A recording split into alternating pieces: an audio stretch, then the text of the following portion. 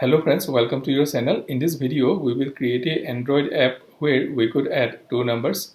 In Android Studio, first we will create a new project. We will select empty activity. We will give a name to the project and language kotlin.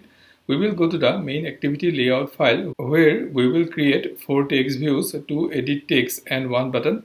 We have created one text view and one edit text for the first number text and the first number value. We have created again one text view and one edit text for the second number text and second number value. Then we are creating two text views, one for result text and one for result value. And we have created one button on clicking of which we will add the two numbers. Now in the main activity on create method, we need the reference of two edit text, one text view and the button.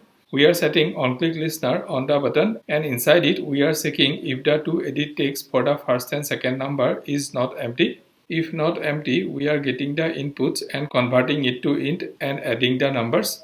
And we are setting the result in the text view. While setting the result in the text view, we need to convert the result to string again. Our code is ready now. We could run the app. First number input we are giving 9. Second number input we are giving 10. And on clicking the add button, we are getting the result 19.